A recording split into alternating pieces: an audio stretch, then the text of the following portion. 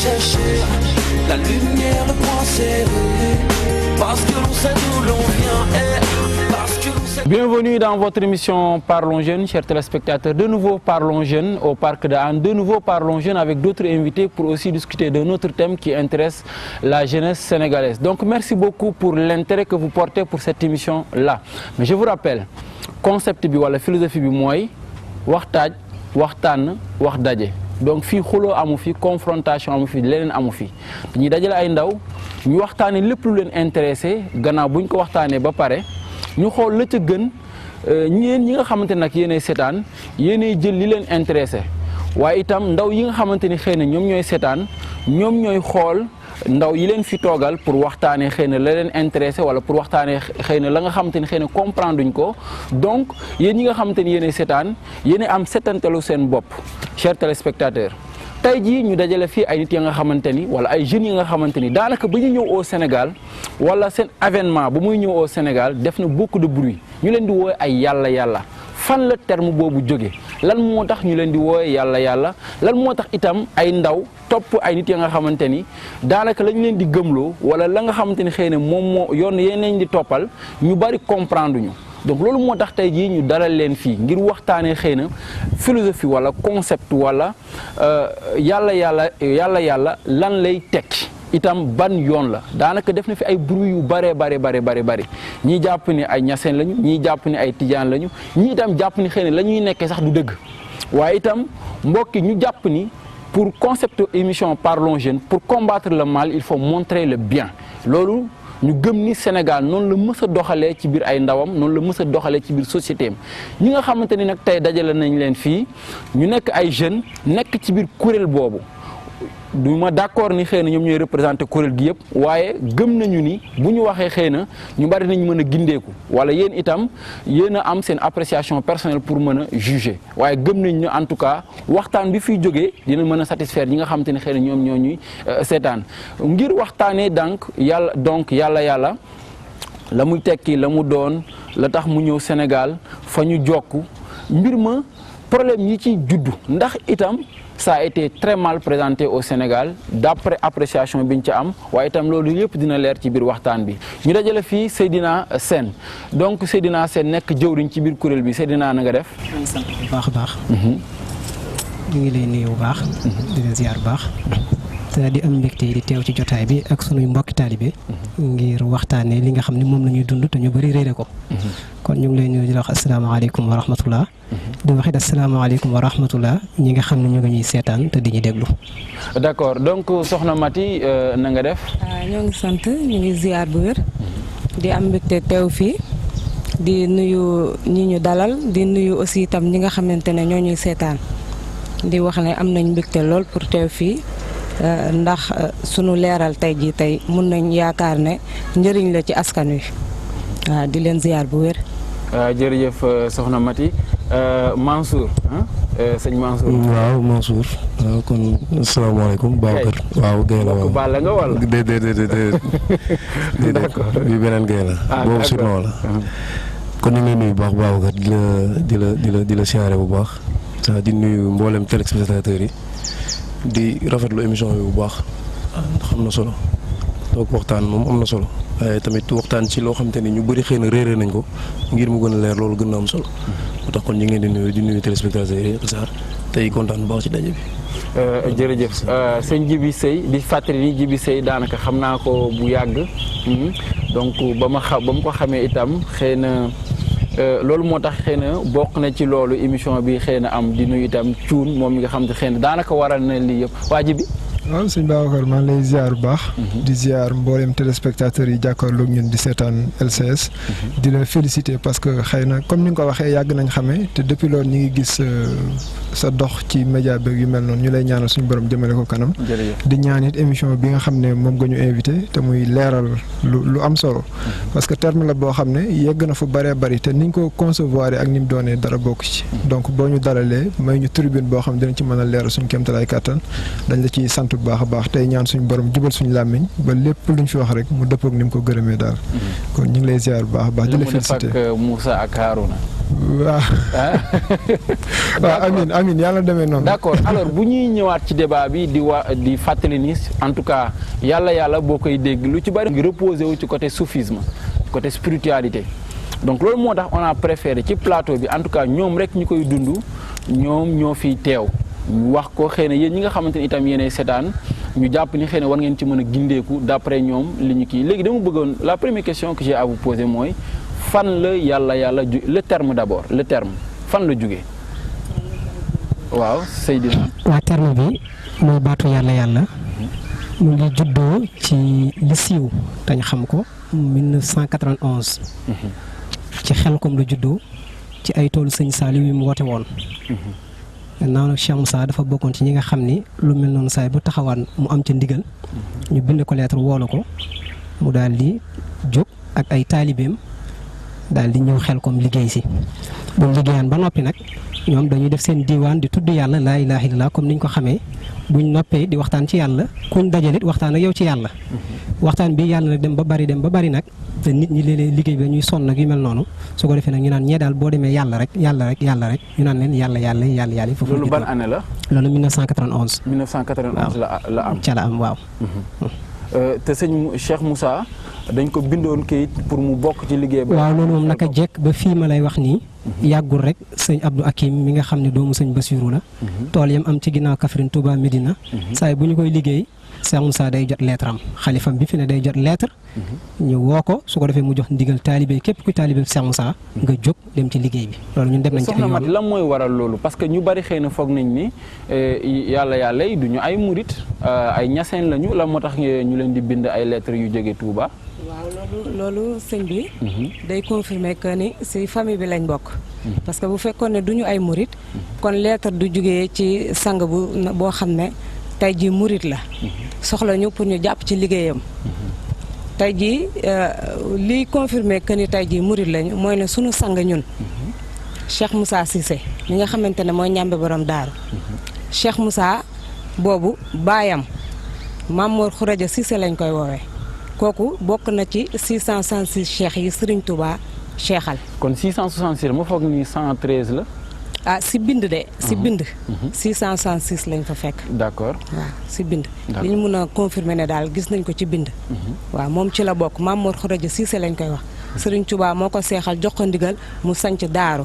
daaru googu la Cheikh Moussa woote. daaru fan la ne. daaru mu ngi nekk Saloum à 11 kilomètres de Passy. d'accord. fa la nekk tey jii Cheikh Moussa Cissé boobu waajuram mooy Mamour Khouradia Cissé. Mamour Khouradia Cissé boobu nag moom moo tarbiya Cheikh Moussa Cissé ba mu mat am lu mu ca bëgg lu mu ca namm mu ne wóoluwu ca kenn ku du Serigne Touba. mu yebal ko ci Serigne Touba ne ko nag lu mat a def ca Serigne Touba dugg ak moom foo xam ne ñoom ñaar rek a xam. mu def ci moom lu muy def ci moom mu del si daaru toog ba woote jot mu woote. te moom kolërante woon nag Serigne Saliou ba di ko bayal tool ba chaque année su ko bayalee tool ñun ñëpp dañuy def kuréel dem Touba ci xalif général bi jox ko njëgu tool bi. ba loolu amat moom nekkatu fi ñu koy def di ko def ba jamono yi doomam bi fi nekk tey moom la ñuy ñëw jox ko tool Touba bi mu ànd ak taalibe yi yóbbu ko ci xalif général képp ku fi représenté Serigne Touba. dañuy yeeslu ci yow di la daggal tool di la ko bayal di la ko jox àddiya. d'accord kan nga ni moom la Serigne Touba cheikhal. Mamour Khouradia Cissé waajuru Cheikh Moussa Cissé. waaw Mansour kooku bokkut ak njàmbe bi ñuy wax ni njàmbe moom lu mu wax ak njàmbe seen njàmbe. déedéet Mamour Khouradia Cissé. mooy waajur bu góoru ki ñuy wax Cheikh Moussa Cissé. Cheikh Moussa Cissé. ñun yoon wi ñu ne xam-xam bi ñuy dund. dañ ci am nag kilifa am ci kilifa ku xam te ni bu mat kilifa la xam te ni moo ko wootee. kooku Cheikh Moussa Cissé la tudd mais boo demee côté Sénégal xam nga waa Saloum yi dañuy faral di wax ku tudd Moussa dañ lay faral di woowee ñàmme looloo indi ñàmme bi ñàmme ba dëkk daaru loolu moo indi ñàmme daaru. waaye Cheikh Moussa Cissé la tudd. Cheikh Moussa Cissé la tudd. waa Saloum ñoom ci seen dàkkantal ñoo koy woowee njàmbe ak daanaka Sénégal yëpp sax boo xoolee dëkku kaw yi. lu ci ëpp xëy na Moussa ñàmme lañ koy wax. boo tuddee mbay am na saa dàkkantal dañuy def noonu rek waaye Cheikh Moussa Cissé la tudd. Cheikh Moussa Cissé moom leen nag ku ñuy wax Mamour Khouradia Cissé mooy waajuram bu góor mooy baayam moom moo demoon jaayanteeg Serigne Touba moom moo seex ak Serigne Touba ay jéego yoo xam te ne Serigne Touba dem na ba defar ko ba seexal ko ba jox ko ndigalal woote ba ci daaru bi mu dëkk noonu Serigne Touba ci boppam moo ko tegtal Mamour ne ko boo demee bërëb sangam defee ko nangam tegtal ko ci tegtal yoo xam te ne am na sax riwaaya boo xam te ne que ça gudd na loolu may xëy du jaar ñu si jaaraat ba sëñ Mamour Khourédia Cissé daal di sañ ci bërëb boobu leen di daaru moom la yaamati wax sànq ne la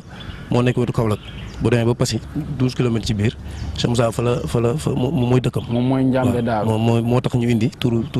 Njambe Daaru. d'accord alors léegi chers téléspectateurs donc je pense que lii xëy na xaw na leer ci fa mu jóge kan mooy Cheikh Moussa te ñu koy woowee Njambe Daaru mais yéen ci ki ngeen jokk Djiby ci ki ngeen jokk nu mu tudd kii seen kilifa léegi nu mu tudd. waaw suñu kilifa mi ngi tudd Cheikh Moussa Touré. mooy suñu wasila te day am solo ñu leeral tuuti ci loolu. mooy tey Cheikh Moussa tur bi yaatu na lool wante yàlla def na 1994 ci la ko suñu borom jëlee. ci saayir waaye ñum defaroon. tey ba tey ñooy wéyal liggéey bi mooy ñoom la defaroon tàggat leen. boo nee ci saaxir mooy génn na àdduna. waaw génn na àdduna foofu laa bëgg a waxee waxinu teggin la rek ngir warmaal kilifa daal. dëgg la waaw 1994 ci la génn àdduna. léegi nag ci ñim defar ñun ki ci suñu wasila mooy Cheikh Moussa Touré. te li ñu booleeg moom mooy bëgg guñ bëgg suñu. kan mooy Cheikh Moussa Touré. waaw Cheikh Moussa Touré mooy suñu wasila. bi nga xam ne moo ñu branché ci Touré la sant ñi la sant Cissé. lan moo mi ngi mel ni nga ne ma lu tax maam Cheikh Fall sant Fall sëñ Touba sant Mbacke. waaw léegi lu leen boole. xam nga daje am na daje ba na mu demee. lan la bokkoon ci moom. waaw li leen boole mooy Cheikh Moussa bi suñu borom defee lim def ci moom. te jaare ko ci Cheikhuna Cheikh Ahmadou Bamba Khadimu Rasul parce que waxal na ko boppam nee na aw ma benn wasila budul Bamba. keneen lu mu wax nag ak ku njort leneen lam njort la rek wante ñun ñi ko wuyu si te yàlla dimbali ñu xam li Sëñ Tuubaa woote lan la parce que bu dee Masaalik jàng nañ ko bu dee Nahju jàng nañ ko bu dee Xoqa jàng nañ ko wasaay yaay sëñ bi gëstu nañ ci lu bëree bëri ba nga xam ne su fekkoon li mu woote wuute na ak Sëriñ Tuubaa lu toll ni tarfatal ay ni ñun ci suñ bopp dañ ko xamal bopp suñ bopp parce que Sëñ Tuubaa wax na ne jëf naa ngeen gis wax naa ngeen dégg bind naa ba fi sama ginnaaw ba dara fee seen bët donc ku gëstu Sëñ Tuubaa xam fa mu tegoon tànkam ci mboote boo nekk su fekkee dëppoowul ak li sëñ bi nekkoon rek yow ci sa bopp war nga koo mën a yëg parce que wax na jëf na bind na te yàlla dimbali nañu ba biñ fekk see Cheikh Moussa Touré mi nga xam ne Cheikh Moussa Cissé moo ko defar fi mu ñu teg ak fi ñu aw ñun suñu sant yàlla dafay dolleeku te ku ñu xamoon démb ñi ñuy jàkkaarloog télé bi xëy na mën nañ xam suñu démb ñun mais ku ñu xamoon démb ci li nekkoon suñu pas-pas ak li ñu doon dox ak tey biñ dajeeg sëñ bi lim def ci ñun ak fi ñuy dund ak fi ñu teg suñu dund tey. ca fas yéene koo liggéeyal lislaam ñun dañuy sant yàlla bu wér-wér. tey ñaan suñu borom moom sëñ Moussa Touré lan la nekkoon ci Njambe. taalibeem la woon. taalibeem bu ko joxoon léppam. wëlbatiku di turandoom parce que wéyjuram bu góor. taalibe Cheikh Moussa Cissé la. bi Cheikh Moussa Touré ñëwee mu tuddee ko ko. wëlbatiku féetale ko ko. donc taalibe nag bu fekkee am na sëriñ te nangul ko. mooy xel see doon sëriñ ba. parce que man dama dégg ni porte parole am la woon xam waaw xam nga day am yoo xam ne boo koy wax ci sa sëriñ day am lu muy nuru. dañuy yaakaar ne day wane sëñ ba ak day def lii ak leneen leneen. te ñu waaw mais jar na leeral tamit. waaw am na solo wax dëgg yàlla moo yoroon kàddoom. daan na wax ba ci yàgg ne ana wal leen ma Moussa te boobu Cheikh Moussa Touré lay wax. ku ko ziyaare waa nit bëri waa na fu mu la waxee boo fi bàyyi ko na nga jaar ci Cheikh Moussa mu waxtaanal la parce que yàlla may na ko lool ba tey njabootu Cheikh Moussa wóolu nañ ko ci kàddu lool ndax. taxawaay bu mu fa am ak taxawaay boo xam am na ko ci biir kër gi itam te ñu koy ñaanal suñu borom mu yàggal ko loolu nag wax dëgg yàlla moo ñu gën a tax a jóg parce que baatu yàlla dafa dem ba mujj nekk lu péjoratif. d'accord léegi dinañ ci ñëw blasphème bu mu doon. Parce que l'on sait d'où l'on vient et parce que l'on sait. Soldier, faisons un petit peu la genèse bu ñuy wax hip hop fii Sénégal c'est-à-dire ban définition xam nga c'est vrai que y a les définitions classiques. mais souvent dañu naan le rap ça évolue quoi léegi ban définition yow ngay jox hip hop fii nii. Ok, merci encore une fois de me donner l'opportunité, n'est-ce pas, voir ci hip-hop. Pour dire une définition au hip-hop au Sénégal, je pense que dina xaw compliqué un tout petit peu parce que man dama jàpp ne hip-hop du musique Sénégal, c'est une musique universelle. Donc si ma ko nar a jox définition vraiment damay jox tout simplement damay joxe définition boo xamante ne moom la ñu xam quoi mooy HIP quoi, c'est-à-dire que l'intelligence en mouvement, tu vois. Donc maintenant pour donner, je vais essayer dinaa jëm quoi. Donc par rapport au Sénégal, moi je pense que le hip-hop c'est un mouvement boo xamante ne en fait ça fait maanaam ça permet tu as une jeunesse de s'exprimer, n'est-ce pas? Donc tu branches ci MCing bi ci graffiti bi donc ci ak yeneen branche yoo xamante ne mu ngi exister dans ce mouvement hip-hop. Donc le hip-hop au Sénégal c'est vraiment un outil, si je peux le dire ainsi, n'est-ce pas, qui permet à une bonne partie de la jeunesse de s'exprimer à travers ces différentes disciplines. D'accord, donc merci beaucoup. Alors Amef un peu plus proche en fait ci jeunes yi nga xamante ni ñoom ils sont issus du underground comme les rappeurs le disent ban définition nga koy jox. En fait comme ni ko Sow waxee parce que hip hop boo xoolee dafa nekk benn culture bu nga xam c'est universel mais même boo tam déglu sax kaana yi ñoom ñu tam di wax ne hip hop is everywhere fépp la nekk quoi mais nag chaque pays da koy dund wala da koy appliquer par rapport ak réalité dëkkam. parce que tey moo nekk Sénégal di rap bëgg mel ni américain parce que ñoom bu la gisee dañ lay retaan dañu xam ne gars bi day copier coller quoi mais ñu dañ koy adopté par rapport ak suñu réalité dëkk. pour man loolu mooy définition bu laa ko mën a jox quoi si gàttal quoi mais nekk na benn culture bu nga xam ne sénégalais yi tamit desuñu ginnaaw quoi gars yi ngi koy adopté par rapport tam suñu réalité dëkk boo xoolee léegi am na évolution par rapport ak bidi bees yi ak manière de faire bi pour man loolu la quoi hip hop benn sens c'est universel quoi. D'accord, Karim Xurum Xaq rappeur comme animateur. waaw d'abord mooy ziar di la bëggee di saan ñëpp di ziar sama mbokk yi ñoom sori yi xam nga def son donc man en fait man hip hop souvent man su may wax si hip hop damay wax définition hip hop xam nga hip hop ñëpp xam nañu dafa universel musique la boo xam ni en fait ñëpp ko bokk quoi donc mais li si en fait li àdduna bi sax waxatuñu hip hop culture urbaine la ñuy wax c'est-à-dire musique bu mbedd la quoi mooy li nga xamante ni moom moo créé boppam si mbedd bi la defaree boppam lépp si mbedd bi lañ ko créé mais moo hip hop musique la boo xamante ne nii pour man waxukaay soxla la quoi c'est pour les rages comme ni Karim di wax c'est une rage qui s'exprime à travers l'art c'est-à-dire loolu la quoi mais nag àdduna dox na ba ñu am leneen ñu koy utiliser ci beneen fànn xam nga parce que hip hop par exemple bu ñuy wax Sénégal par exemple Sénégal nekk na dëkk boo xam ne li fi am ci hip hop amul fenn ci àdduna bi li hip hop Sénégal li mu def amul benn hip hop Sénégal hip hop bu ko def ci àdduna bi amul hip hop Amérique amul fenn li mu def c'est-à-dire ok léegi li mu def comme li nga gis sànq yaa ngi koy wax ci dégg d'accord, donc on va revenir là-dessus. Wow, c'est vrai, hein? Ça c'est un bon tournant dans... Alors vous, Ibson, en tant que rappeur, écrivain, quelle définition vous avez dit? Ben man ci ñoom laay référé wu pour joxe définition bi soo xoolee kii jox na bosu boppam kii joxe na bosu boppam kii joxe na bosu boppam te lépp ci hip hop la ñuy wax kon hip hop dafa doon loo xam pluralité lay génne. Ok, pluralité lay génn pour man ba léegi amaguñ def définition bu exact kon dama naan on est à la quête d'une définition. Ok, même dañuy jàpp ne sax que américain donc il y a ay bases et tout ça. am na ay bases mais on est à la quête pour l'instant d'une définition ndax dañoo ne hip hop day dox te nee nga léegi évolution la buy am évolution nag ñu bëgg ko jëlal définition bu exact day kii day xaw a jaaxle loolu damay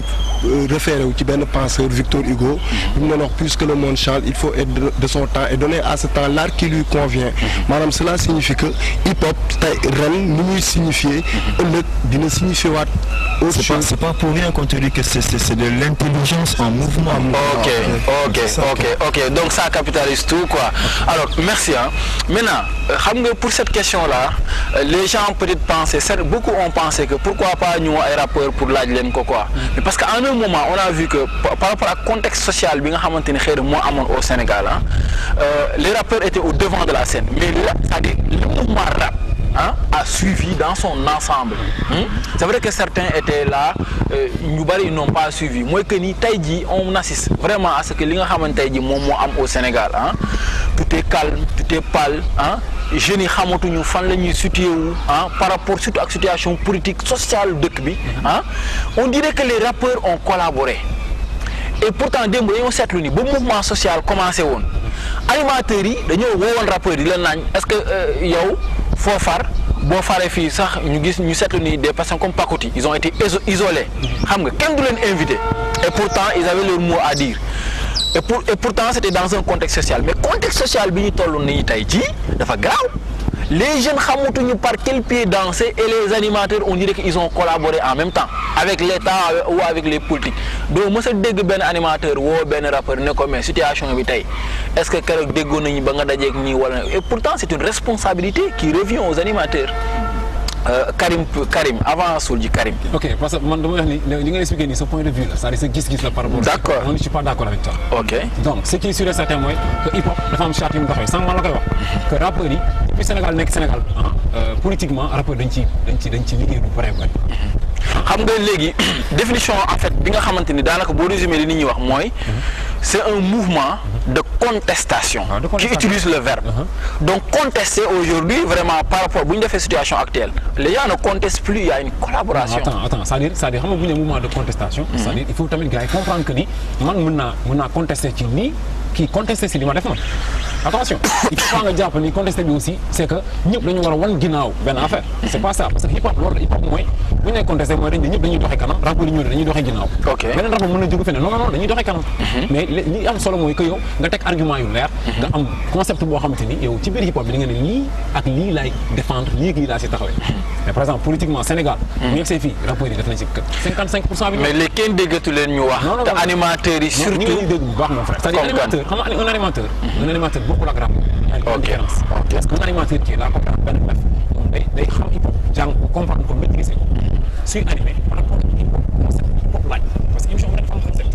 mu jël underground bi sànq amul niveau ko teg nga xool ku mën rap mu teg di jàngal ñiy déglu hip hop di leen jàngal lan mooy ego trip lan mooy punchline lan mooy name dropping lan mooy graffiti lan mooy break dance xam nga ci hip hop lan mooy DJing léegi moom ay parties ay ci biir émission bi ay parties yoo xamante ni moom loolu la siy def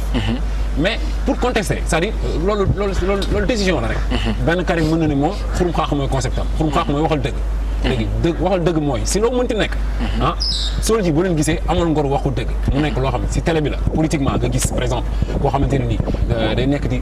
nax Sénégalais yi wala koo xam ne ñu ngi koy fësal di ko invité si plateau yi muy wax te seytaane moo ko jiital Karim daa ko xeex ak moom loolu la c'est-à-dire bokkul hip hop ku nekk ak position bi si taxawee ak ñi ngay contesté. D'accord, léegi on vient c'est-à-dire ba tey mais je reviens sur la question peut-être que après Karim on va se retrouver tout à l'heure mooy mouvement de contestation là.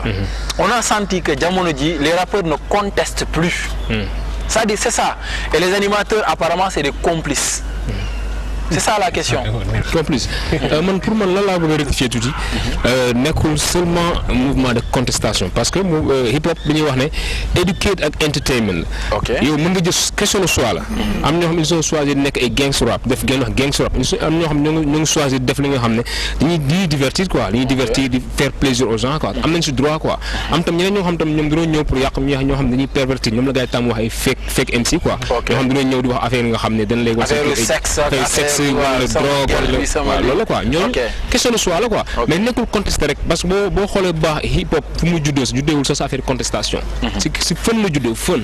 bloc pareil si fën la doon ko doon def quoi c'est une façon de se libérer liberté quoi façon de libérer parce que temps ak discrimination raciale bu amoon aux États-Unis gars yi pour se libérer dañu def ay genre ay bloc pareil si mbedd yi di teg seen musique yi nga xam tamit ñoom si leen sànni seen bopp quoi mais pour man rappeur ba léegi ñu doon contesté ñoo ngi contesté ba léegi am na ñoo xam ils sont ñoo ngi choisir ay kër gi ay Karim am na groupe yoo xam xamee na leen loolu quoi ñoom sont là pour wax pour teewal askan bi quoi parce que tam loolu quoi donc ñu fi nekk la voix des sans voix quoi am tam ñeneen xam ne moo jël benn volet mooy volet wu def musique bu nice bëggal seen gain quoi question de choix la quoi parce que hip hop liberté la c'est liberté la quoi. D'accord. Ok léegi sur la question est-ce que tu peux revenir sur la question. Ah mais pas de souci mais man li ma ci bëggoon wax moo di ne bon moi je pense pas que animateurs yi maanaam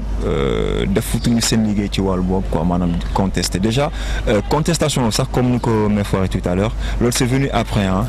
képp ku xam lu hip hop en réalité dina xam ne commencé wul ci ay contestation c'était une musique festive au départ donc contestation bi après la ñëw mais nag pour revenir un tout petit peu ci li nga wax rappeurs yi doon contester ils le font ba léegi mën naa la jox exemple bu gàtt si tu me le permets il y a 2 semaines de cela jël naa fi bëgguma tudd tur mais je vais quand même le faire parce que jël naa fi Simon mu génne benn single boo xamante ne mu ngi contester ay lettre au président voilà lettre au président jël naa ko pendant que d'autres refusaient certes de le prendre mais jël naa ko et je lui ai donné l'opportunité de dire tout ce qu'il avait à dire mu wax ko dans l'émission et moi je pense que Soulji aujourd'hui et son émission continue à faire li mu doon def depuis le départ heure foo bu jotee dañuy foo heure wax dëgg bu jotee ñu wax dëgg moi franchement je suis toujours sur cette même lancée parce que l'on sait d'où l'on vient et parce que l'on sait léegi Seydina suñu problème mooy ñu bari dañoo jàpp ni yàlla ay ñaseen lañu parce que man wax dëgg ba ma découvrir nii ay murit ngeen la ngeen di wax ci Serigne Touba la jóge seen kilifa Serigne Touba moo ko seexoon daf ma bett parce que ñun li ñu jàppoon rek mooy yàlla ak ñaseen lañu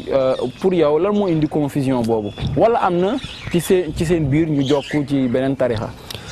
wax xam nga nit ñi du lu ñu wax rek mooy li am. nit ñi dañuy wax rek di dem. li nit ñuy wax ci yow nag te doonoo ko loolu amul solo warulaa métti mais yow li nga doon muy li baax wala muy li bon loolu mooy solo si loolu la yàlla yàtte. nit moo mën a waxal boppam waaye kenn mënu ko waxal. ñun li ñu doon boo ko seetee bu fekkee dañuy wax xam-xam dëgg da nga naan yàlla amul murit amul ñeseen amul lu am jullite am mooy dëgg. ku nekk nag li la boole ci lislaam nag ba nga gëm yàlla na nga ko war a gëmee teg ko fa nga ko war a teg gëm yonent bi sallallahu alayhi wa sallam na nga ko gëmee teg ko fa nga ko war a teg kala ca boole war nga koo sant. kooku moo tax ñeseen bi sant sëriñam murit bi sant Sëriñ Tuubaa. su ko defee nag ñun liñ am. ñun ñu ngi ko jëlee ci suñu sëriñ Cheikh Moussa Touré mu jëlee ko ci sëriñam Njàmme Daaru mu jëlee ko ci baayam ak sëriñam Sëriñ Touba fala yem keneen nit nekkul suñu sëriñ Cheikh Moussa it xamaluñ ko beneen sëriñ bu dul Sëriñ Touba bàyyi ma ko tërbiya ba noppi ci moom yónni ko ci Sëriñ Touba Sëriñ Touba def ca moom loolu moom am na lu koy leeral mu daal di ñëpp si waat ba fi bàyyam jógee it li yoonu murit baaxoo bu fi sa bàyyi jógee ña fa toog di ay doomam ñooy doon xalif loolu mooy li fi ne. D'accord léegi bu ma déggee li ngay wax xëy na mooy li maam Abdou doon wax tarixa heure supplémentaire la alors léegi maintenant dafa xaw a doy waar sama gars yi parce que yàlla ñu ko gars yi jàppee dafa mel ni heure supplémentaire dafa mel ni diine sax diine boppam la parce que ni mu ñëwee daanaka ñu bari dañ doon ragal ba ñuy jàpp sax ni ay kilifa yu bari dugg na dem nañ jëli ji seeni doom dem nañ kii lan ngeen di dund yéen lan ngeen di dund. li ñuy dund wax nga ko sànq ci ginnaaw. mooy lislaam boo ko seetee dafay ñetti xaaj liimaan lislaam ak lixsaan kum neex mën ngaa toog sa kër te doo am sëriñ te du la teree doon jullit te mi ngi fi am na fi donc boo nekkee jullit mën a taxal waxtu juróom mën a war sa weeru koor aj sa màkka yëpp luy lu baax nga mën caa nekk fonk say wajur yu mel na wëlbatiku tànn ab tarixa ne tarixa bi laa soxla wala fii laa jokk donc ndollal la war a doon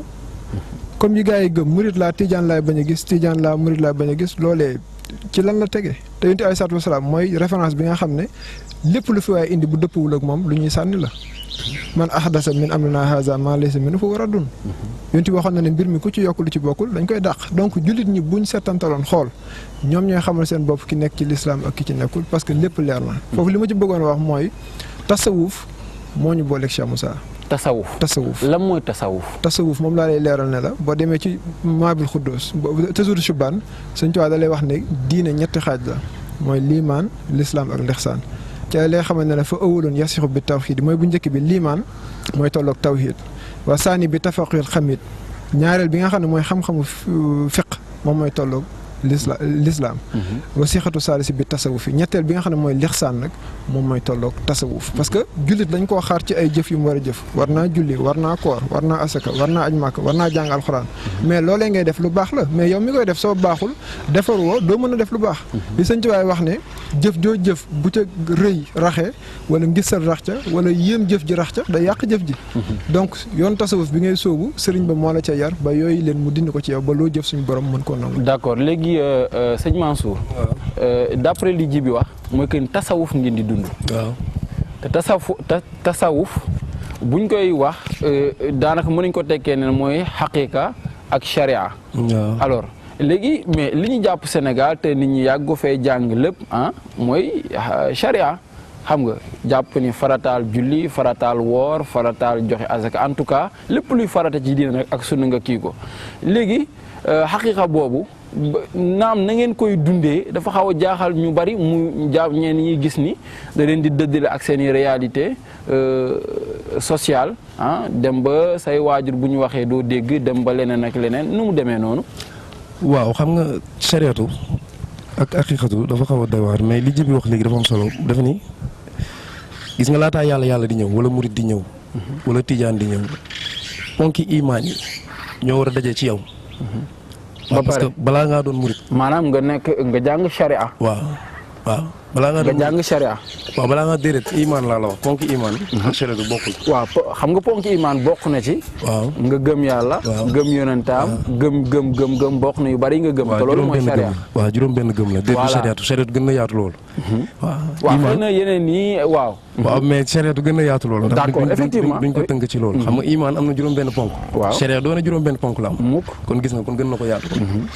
gis nga da ngay gëm yàlla ba noppi gëm yonent bi. gëm yonent yi. gëm malaaka yi. gëm dogalu suñu borom yi. gëm bés penc gëm téere yi nga xam te ne yàlla wàcce na ko. waaw loolu képp ku mu mat ci yow. yow ab jullita ngoog boo ca jógee jug dox ca ponk islam yi mooy lan mooy fexe juróomi ponk lislaam yi nga fexe ko matal. julli juróom woori koor kasa natt asaka dem màkka kasa ñu koy ndeloon ba mu mat waaye yemul foofu ndax Seydina Jibril dafa ñëw gën a si yonent bi foofu xam naa di nga ma may tuuti rek Seydina Jibril dafa gën a si yonent bi laaj ko ne ko lan mooy iman mu wax mu ne ko luy islam mu wax luy ixsaan mu wax bi mu demee yonent dafa ni saaba yi Seydina Jibril moo fi jaaroon léegi moo doon jàngal seen diine kon gis nga kon diine bi yëpp nag buñ doon xool benn boo ci jël ci yii rek am na loo manqué le kon faaw da ngay matal yooyu noonu ixsaan nag la yàlla wax ni nañ jaamu yàlla ba mu mel ni yaa ngi koy gis boo ko gisul nga xam ni moom mi ngi lay gis. gis nga foofu indiwul sa digganteeg jaam ñi ngay wax nii parce que nit kat dafa am ay muamalaat mooy nit ji am na jëf yi ñi nga xamante ne yàgg sa moroom mi mbindeef yéen a ko bokk. am sa digganteeg sa borom bëri na kuy julli di matal ponki imaan yooyu leen mat ci moom ponki islam yooyu mat ci moom. waaye nag xolam moom ci boppam mooy yëgal bu du lu ko kenn di wax moom mooy yëgal boppam ni xolam setagut ngir mën a fekki boromam. waaw mooy yëgal boppam ni xam-xamam matagut ngir mën a fekki borom moom mooy yëgal boppam ni setagut yow ma laa tamliku nafsun akasa yow ma laa yanfa'u maalun wala banuun illaa man ataa Allaaha bi qalbin saliim. yàlla dafa ni bis a ngi ñëw boo xam te ni bis boobu du jaas. waaye dara du fa jëriñ du alal. du xaalis lu dul xol bu sell moo fay jëriñ. xol bu sell boobu leen nag li koy sellal mooy yoonu aqiqa. foofu la ak ñëwee. gis nga dafa doon yoon boo xam te ni loolu du sa gis-gis rek yow quoi. ndax du sama xam-xamu bopp. waaw du sa xam-xamu bopp parce que téere yi tamit ni ko nit ñi di interpréter en tout cas on va pas s'attarder sur ça. mais li ëpp parce que li nga wax vraiment c'est lu leer naññ la. mais bugguma ñu dugg xëy na ci interprétation texte yi que carrément parce que comprendre naa carrément li nga wax mais xam nga boo ne ihsaan boobu te daanaka nga jàpp ni xëy na loolu matal na lu bari war na matal lu bari ci diine. su boobaa parce que la ma koy tënkee man mooy xëy na war na am xëy na ku la mën a jàppale ci loolu gannaaw boo tënkoo boo demee ci sëriñ wala dara léegi sëriñ boobu est-ce que c'est forcé ci côté diine pour nga nekk ko dégg naa ko ci seen waxtaan léegi ngeen ne c'est pas forcé. n'est-ce pas. mais ñu gis léegi ni mu mel ci yéen surtout c'est fa mel ni c'est forcé. ci ñun sénégalais yi. waaw non ci yéen yàlla yi. waaw xam nga tarixa bokkul ci ponk imaan yi. merci beaucoup. léegi pourquoi kenn ku ne kuñ ko bëgg a génne ci la mu noonu rek ku ci ay waajuram taxaw ne lii waroo ci dugg nga ni mukk mu jaral la nga gàddaay kër gi ci yéen. waaw loolu. waaw nañ bàyyi. waaw nañ bàyyi soxna Mati tontu nañ bàyyi soxna Mati tontu ci question boobu bismillah. waaw loolu moom dinaa ci sawar tontu bu baax. ndaxte boo juddoo ci islam. màggee ci islam yaroo ci islam. sa ndey ak sa baay tuddee la turu jullit ngay jullit. ñu jàngal la charia ngay jëfe charia di nga dem ba benn instant aspiration bi ngay am si yàlla. di nga yëg ne yow am na loola manqué sa diggante ak sa borom. jërëjëf léegi Seydina la la manqué ci sa diggante ak yow ak sa borom sëriñ rek moo la ko mën a jox wala nga sellal yow nga toog nga sellal loolu ndax mën na la ko jox. waaw nit am na lu mën a may boppam. waaye am na lu mënta may boppam. mais dama ne am na lu d'accord mais est-ce que yow par exemple sellal boobu nga jàpp ni gannaaw boo sellalee ba pare ihsaan boobu nga xamante ni faw nga dund ko ci wàllum xaqiqa jàpp nga ni sëriñ rek moo ko mën a jox nit. wala nit tamit mën na sellal ci wàllu boppam di dund nu mu sellal. loolu mu ngi mel ni nit ki loolu mu ngi mel ni rek ñu ne nit kuy dem te amul kilifa. doyloo boppam. ku gëm ne mën ngaa demal sa bopp soxla woo kilifa bu la neexee demal. waaye ki gëm ne nag moom daa yëg ne daa manqué. te am na ko war a mën dolli. te loolu muy wuti mënu koo ñàkk. seeti ko farata lay doon. noonu la mel. Parce que l'on sait d'où l'on vient et parce Ibson boo demee yow booy bind quoi c'est-à-dire c'est-à-dire ci ban lignée de pensée ngay dugg c'est juste pour contester wala encourager il y a des acquis on encourage wala tout le temps dañuy dem ci philosophie contestation boobu quoi. ok seulement man nag leneen laay waxee du ma wax ndax man bon dama jàng tam littérature et man li ma ci ànd mooy hip hop liberté la. mais tam man pour man même nit ki suy taggaate sax mu ngi contesté. ndax par exemple même dafa am courant littéraire bu ñu doon wax les parnassiens dañ doon wax l'art pour l'art et pourtant il contestait ndax su réalisme ñëwee teg pour peindre le vrai uniquement le vrai ñoom su ñëwee peindre l'art pour l'art tam il contestait les réalistes maanaam comme tey ma leen di may gën a waxaat ma naan hip hop kii la daal liberté la tey même ki nga xam ki ñuy woowee fake par exemple ci hip hop moom ki ñuy woowee fake moom mu ngi jàpp ne keneen ki mooy fake. maanaam hip hop mooy li ma la wax mooy li ñuy waxaat mooy pluralité lay ñëw. côté DJ bi nag côté DJ bi li ma ci mën a wax moom mooy man DJ bon li ma ko jàpp man DJ dama ko jàpp comme caméléon la animateur la comme ay animateur lañ comme ay caméléon lañ maanaam comme ay caméléon lañ duñ far quoi comme suñu ñëwee tey gis univers bi mel nii dañuy jéem a adapté wu ak univers boobu man loolu laa jàpp ci animateur. d'accord alors revenons à MEF dañuy dem ci ba tey ci responsabilité animateurs yi par rapport ak contexte bi nga xamante ni hip hop toll na ko nii tey dañoo toll benn phase dafa mel ni dafa am ñi nga xamante ni on veut les pousser à la sortie muy ay yenn old school yi dafa mel ni ay genre Dade Bibson ay genre Xuman dañ leen bëgg a pousser à la sortie nañ bàyyi rap ay ñoom Keyti nañ bàyyi rap te yooyu ñi koy def mooy booy yi ngay jàppale yow mooy underground bi booy yu ndaw yi quoi ñi bëgg ñi am xawma mixtape wala CD genre quelque chose comme ça quoi en fait yow comment tu vis ça. man question bi sax damay xaw a jaaxal ndax man ku yàgg a déglu MEF damay tam chaque fois di sensibiliser booy leen wax ne il faut que ñu respecter grand yi. ok tey rek mosuma tey rek gis naa xam moo koy expliquer rek parce que loolu la. waaw di expliquer rek tey rek day intégral daal laa mujj def tey sama émission tey. di expliquer booy grand yi daa am lu ñu fi liggéey te tam dañoo mérite tam le minimum mooy respect quoi. parce que tey boo demee aux États-Unis les grands foofu da leen jox cër dafa am benn kii bu mag bu tudd BET Hip Hop Award ñuy tàmm di invité old school yi mooy chaque année di jël benn grand sargal ko devant tout le monde war na ko c'est un monument gars yi nga ko respecté Sénégal tam dafa war di am loolu man lu ma wax ay booy yi nga xam ne ñooy classe grand yi dama leen kii non chaque jour dama leen di wax ne carrément il faut gars yi delloo grand yi respect boobu quoi pour man loolu quoi léegi booy problème mooy hip hop bi ku nekk am na place am si hip hop bi lenn rek mooy secret bi mooy nangoo job am na grand yoo xam ba léegi tey ñoom di gën di seen niveau day gën di kawe groupe mel ni Daara ji ba léegi ñaata at moo ngi fi 92 ba léegi ñoo ngi rab ba léegi parce que ñoom dañuy liggéey di ànd ak temps bi dafa am grand yoo xam benn instant tam temps bi leen raw parfois da nga dégg yenn booy na no grand yi doo war a bàyyi mais man dama wax ne grand yi bés bu ñu waree bàyyi dinañ bàyyi ndax ñoom bañ siy dugg kenn dugal loolu si quoi pour man dil bi lan la mooy na gars yi job quoi tamit ñu am respect si grand yi man surtout ça waaw loolu mooy sama kii par rapport loolu. Karim avant Solji Karim pour la même question. en fait man je dis que c'est-à-dire xam nga côté animation bi moom nekk loo xamante ne bii bu ñu waxee si old school yi te dañu ne animateur dañuy pousse old school yi c'est-à-dire xam nga évolution dafa am si lépp te évolution nga wax c'est-à-dire man j'accepte li old school yi def c'est-à-dire kenn mënu ko fi dindi parce que bu doon tey ñoom peut-être ñun du ñu exister ba mën di rap wala ñuy toog di xam yenn affaire yi parce que ñun ñëpp ku la ko ci wax ku la ci waxul am na ci koo xam ni benn grand bu ko doon gaañ muy toog di ko déglu ba nekk rappeur mais dafa am loo xam ne il faut ñu accepter ko quoi mooy lan mooy évolution actuellement da ngay xool Sénégal nombre d'artistes yi nga xam ne underground lañ yu am talent yoo xam ne ils n'ont pas eu la chance. underground c'est-à-dire ils sont de la banlieue wala feeñaguñu quoi. ils sont dans ñu xamul ok voilà. man par exemple comme man émission bi may def Top FM 107.0. Style Mbed. c'est-à-dire man dama ni comme sweeper d'habitude émission yi comme gars yi ñuy def comme ñoom Meef ak yeneen rajo yi ñuy def ñoom sweeper yi ñuy jël sweeper mooy li artiste bi di wax yow maa ngi déglu Meef kërëb man bi ma ñëw dama ni du ma jël ku ñu xam damay jël ku kenn xamul les rappeurs underground ma xool ñi nga xam ne dañu am talent kale ma jël seeni sound des fois ma jël benn sound nga jox ma ko single kenn xamul la ma def ko rotation forte di ko vidéo téléphone pour ñu xam la quoi parce que talent bi nekk si yow moo tax ñu bëgg ñu xam ko parce que Sénégal da ngay xool ñaata artiste underground ñaata wax ñuy génnee ay single wala ñu génnee loo xam ne disponible sur le marché te kenn du ko xam te manque de moyen lay nekk des fois quoi léegi nag yow leen rek nga mën a dimbalee hip hop bi moo am tournure tout le temps dama ko wax seen émission dama naan affaire bi rang la rang boo xam ne ñi nekk ci kanam après ñu ne léegi na ku nekk tourné ñu tourné ñu nekkoon ci kanam ñoo nekk ci ginnaaw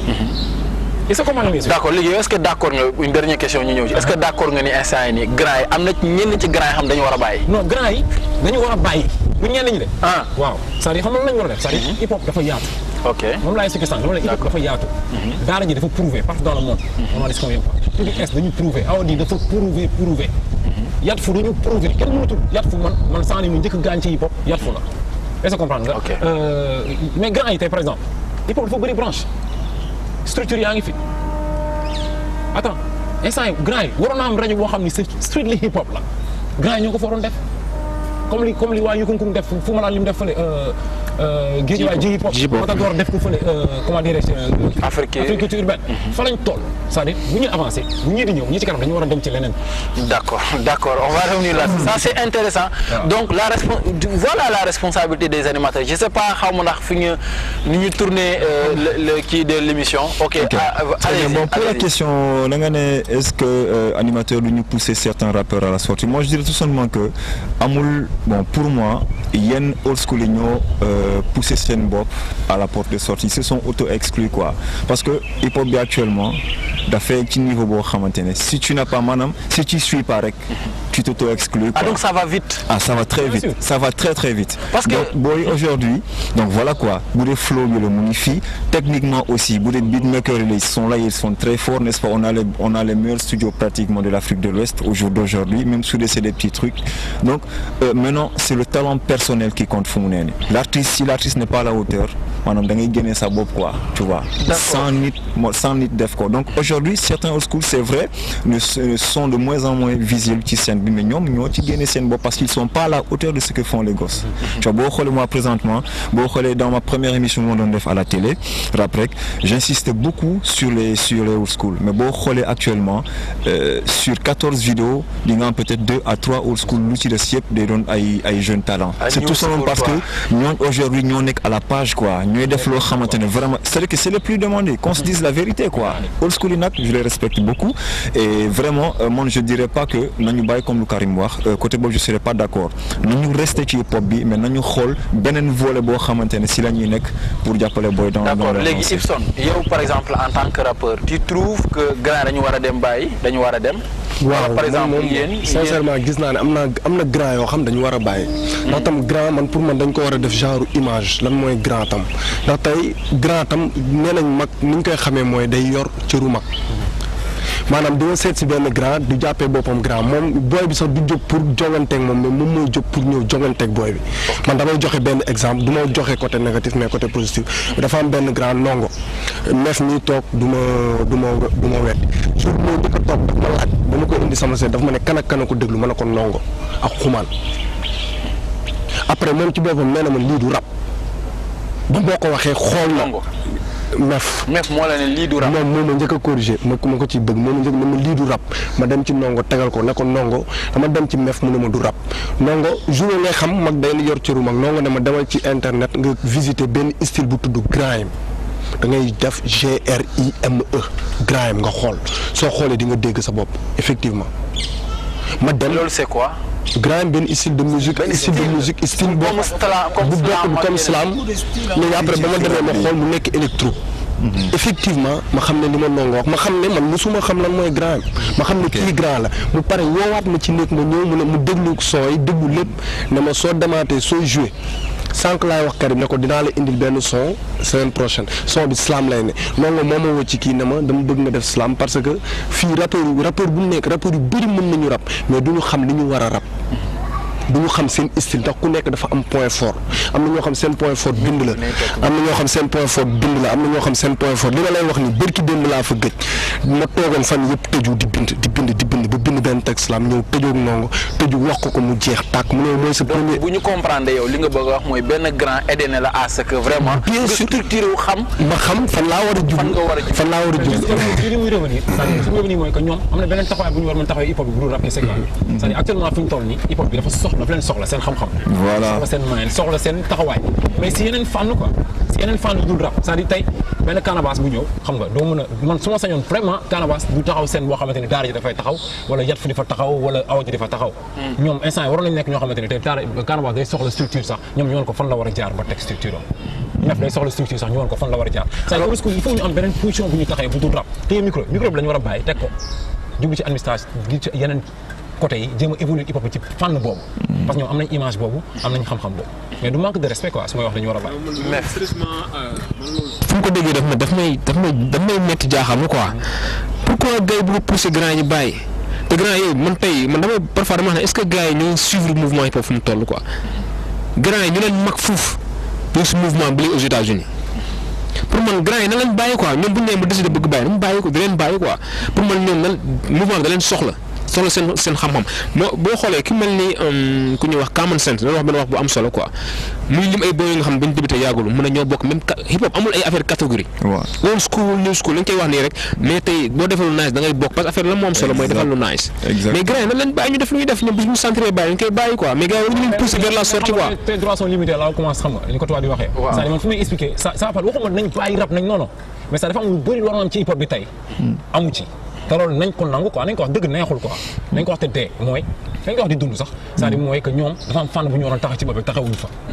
mooy comme par exemple tey hip hop bi tey waroon am ay yeneen branche yu mu waroon taxaw yoo xam ne ñoom ñoo si taxaw Sénégal rap yoo na am télé boo xam ne dëkk bu ndóol dëkk boo xam ne amul xaalis grand yi am ñu bëri amuñu leen bëgg nañ ko def mais amuñu leen moyen pour le faire fu nekk lañ dem si aduna bi maison disque bi ñu ñëwee xanaa peut-être ay awadi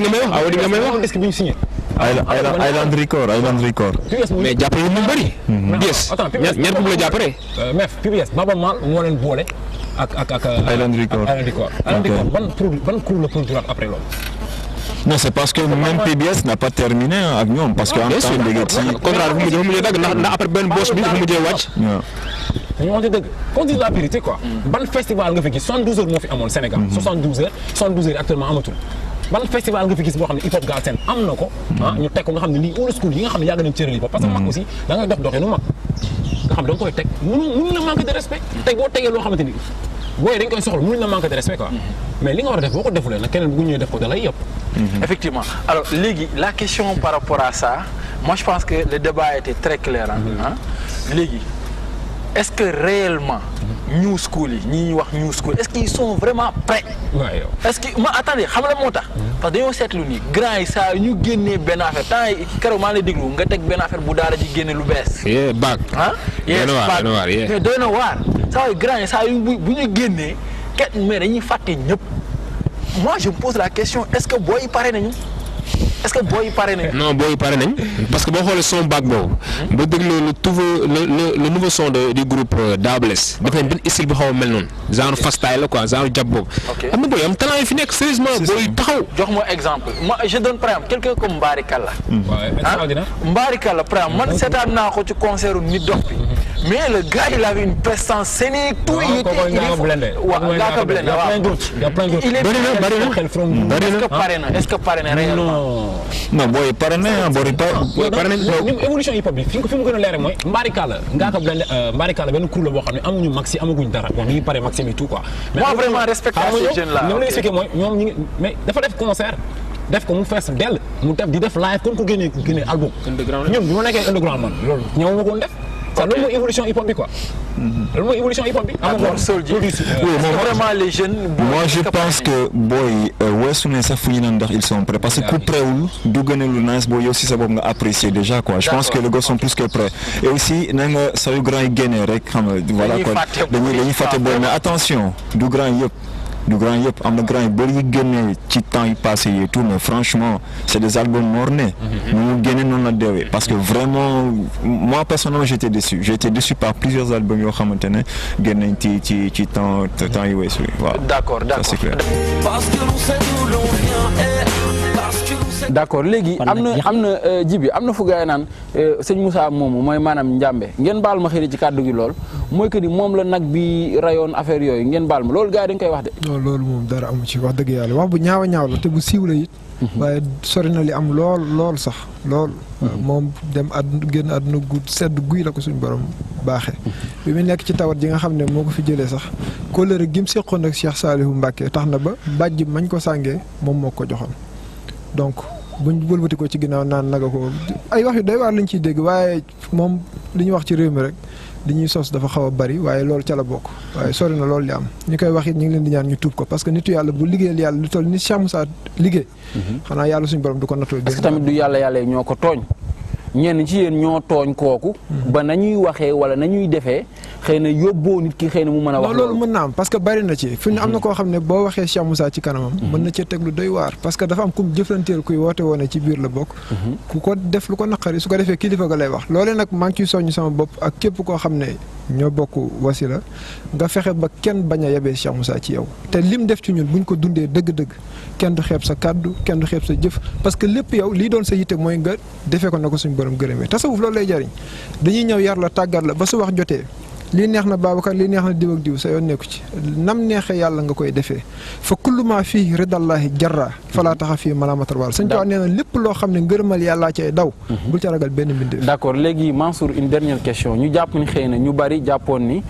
tasawuf balaa nga ko doon dund doon nga jógee Sénégal dem Mauritanie dem feneen ak feneen ñu tarbile ci xol tarbile la ci lépp ba ñu natt la yow ni en tout cas yow mi daal dara dootul yëngalati ci sa àdduna sa xam-xam ci sa dégg-dégg charia dara dootu ko mën a oyofal ñu doog la duggal ci leneen nit ñi jàpp ni léegi ay ndaw la ñuy jël di leen jox xam-xam yooyu xëy na loolu moo indi problème yi loolu gaawtu la bu sëriñ si am pour am ay taalibe wala xëy na bëgg a defar ndaw ñooñu la. waa déet noonu la mos di demee. waaw nit yàlla yi bu ñu daan woote. dalee ci yonent yi ba tey seen mbooloo moom ndaw ñeek jigéen ñi ñoo leen di topp. waaw dañuy xeebu dañuy tumuranke loolu. borom téere yi saa bu xam-xam feeñee Sëriñ Tuubaa mii tey bi mu wootee yoonu murit gii ay borom xam-xam ñoo ko doon weddi di ay borom téere ñoo ko doon weddi bi mu xëyee tas daaraam ji ne képp ku fi jàng indi woon yeewi nañ la bis ni ki tey képp ku bëgg àggal ci yàlla laxasal ñu topp am nañu laxasaay dem parce que jàng moo leen taxoon a jóg mais gis nga ñooñu ay borom téere lañ xam nga ñooñu ay borom fiq lañ kon gis nga xam-xam bi noonu la mus di mel xam-xam la boo xam ni saa boo ko waree woote dafa am yenn xeetu lu bëri lu ko nëbb ci xam-xam yi nit ñi xam aada yi Sénégal bëri na loo xam te ni aada la boole nañ ko ci diine gi te du diine loo xam te ni dañ ko ci def nii par tradition rek mais fekk ne bokk ci yooyu yëpp foofu da nga koy muri ngir mën a woote yàlla ngir mën a teg xam-xamu yàlla ngir mën a samp yàlla sooy na kon fi may daanelee rek comme c'est la dernière question muy dañu am chance waaw te dama ko bëgg préciser si émission d'accord léegi di nga ci ñëw léegi pour Maty donc peut-être que pour tënk rek parce que émission bi jeex na vraiment waxtaan mi neex na trop waaye émission bi jeex na pour tënk rek boo amoon sa dernier message booy joxe pour tënk rek pour jigéen ñi lay seetaan spécifiquement pour jigéen ñi li may tënke mooy pour leeral ne kuréel goo dem fekk nga fa ñuy jubal ñuy sellal ak ñuy wàcc yoon li may waxal nag jigéen ñi moom laay waxal góor yi ndax jaam bu yàlla bind muy góor muy jigéen lim la sant mooy nga jaamu ko tey jii mun nañ ne dañuy jaamu jigéen xëy na néegu sëyam fa la gën a mun a jaamoo yàlla pour am fa caabi àjjana te loolu mënul mat mukk fii xamoo sa borom kon li may soññ sama moromu jigéen yi pour ñu mun a tey jii toog si néegu sëy ba am ci seen ngërmande borom muy ñu xam yàlla d'abord bu ñu xamee yàlla ci la ñuy xam nag ki ñuy jëflanteel di seen borom kër boobu ne defuñu ndax jëmm nit mais dañuy def ngir am ngërmande yàlla te yàlla balaa ngaa mun a sàkku ngërmandeem nga xam li mu bëgg te balaa ngaa xam li mu bëgg xam mooy kan kon foofu laay soññ nit ñi te tamit di leen bàyyi xel ne la kuréel goo munti gis moo xam nit la métier la wala tarixa la am na ci ñuy jubal am na ci sellal généraliser bi daal képp ku ci taxaw yaa ngi def erreur. d'accord léegi sëñ ji bi daanaka sëñ ji bi mën nañu mujjee ci yow Seydina waaw waxtaan bi jeex na xëy na waaw looy mujjee rek. waaw moom day li ñu bëggoon wax yëpp waxuñu ko waaye sant yàlla. am na luñ ci barkeloo. ñi yàlla may xel dinañ dégg. waaye li ñu bëgg a leeral rek tënk fa mooy. gis yàlla gi ñu wax Cheikh Moussa moo xëy taxaw wax ne damay wane yàlla jëxëran loolu Cheikh Moussa si moo ko wax. jëxëran ci bët jëxëran ci bët jëxëran jeexal na wax. waaw mais dama wax ma ci bët rek ci bët. da nga koy gis ci bët ci bët. loolu Cheikh Moussa si moo ko wax muy benn. ñaareel bi mooy tàqale wuñ diggante ndey ak baay. tàqale wuñ ko. ñaareel bi itam buñ jël nit koo xam ne day fo di caaxaan nekk ca fonkul ndeyam fonkul baayam ba ñëw jébbalu ci sëriñ bi. ñu ñëw attaqué sëriñ bi ne ko yaa yàq suñu doom yàgg naa yàqu. waaye daa ñëw ci sëriñ bi mënuñ ca dara ñu ñëw ci sëriñ pour sëriñ bi dimbali ci leen li ci des it mooy du da ngay jàng ba fiq da ngay jàng fiq ba noppi door a dem jàngi tasawuf loolu ak njuumte bu sew a ngi ci te bu temps bi yaatu naa ko leeral ci ay bind leneen li it mooy ñu xam ne naar yi ëpp ñu diina ba ñuy dem toppi leen kuy génn sa kër di dem feneen dafa fekk ne la ngay wut nekkul ci biir kër ga ñun dañ fi am ñu doy bu yàlla jàllee yonent bi jàll Sëñ Tuubaa mu ngi fi te kenn melul ni moom te liñ jëlee ci moom jaar ci Cheikh Moussa moom keneen dootuñu ko jox. mais écriture bi surtout écriture bi dama bëgg ngeen wax ndax tamit yaa ngi bind livre léegi problème mooy ñëpp mënuñu nekk ay écrivain commencé na bind benn livre. ñëpp mënuñu commencé na ko. si Malal commencé na ko def. problème mooy ñëpp mënuñu nekk ay écrivain that's why mën naa lii benn partie la si côté évolution quoi d'accord léegi ok merci beaucoup kii pardon avant Karim Ibson. waaw dernier mot moom mooy maa ngi leen di remercier ñoom ñëpp di leen di wax tam man tam maa ngi bind yeneen yoo xamante ni dama bëgg maa ngi bëgg a révolutionner hip hop bi ndax même côté rap musique mbedd la am na lu ma ciy bind ndax maa ngi ciy defaat ay jàng. d'accord merci beaucoup Karim. waaw juste bon que initiative bu nice la quoi. c'est-à-dire c'est une première dëgg la mais am na ñeneen ñuy bind mais moom peut-être nañu ko génnee nii déjà man j'apprécie beaucoup moom jaayante bi am gëm bi mu am quoi ba teg ko parce que lii aussi gëm sa bopp moo koy def. ok d'abord lii benn pas la si hip hop bi.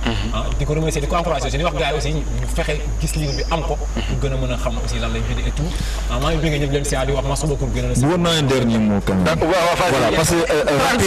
rapidement dernier mot bu ma bëggoon mooy wax nañ ci hip hop wax ci différentes branches et tout mais c'est-à-dire que l'animation même en tant que telle maa ngi ñaan gars ñu gën a gëstu parce que animation tamit dafa am ay normes yoo xamante ni non si y a des normes non mënoo ko xam parce que grands animateurs yi ñu jàpp ñoom ay grands animateurs lañ xamuñu booy bu mën rap. ok très bien maintenant techniquement dañuy rap di contre-temps di jalgati beat yi xoolal ñu jël ko teg. voilà donc c'est d'accord merci beaucoup les gars merci beaucoup ça a été un plaisir merci beaucoup à toute l'équipe technique merci beaucoup à ma tante Ndeye Binta donc qui porte une attention particulière à cette émission là merci beaucoup à Ismaïla de Patronage Couture donc moom habillé merci beaucoup à tous les étudiants de l'ISEC Madame Diop à tous mes amis merci beaucoup chers téléspectateurs je vous donne rendez-vous pour un autre numéro de votre émission Parlons Jeunes au revoir. Et que l'on a tant cherché la lumière, le point s'est levé.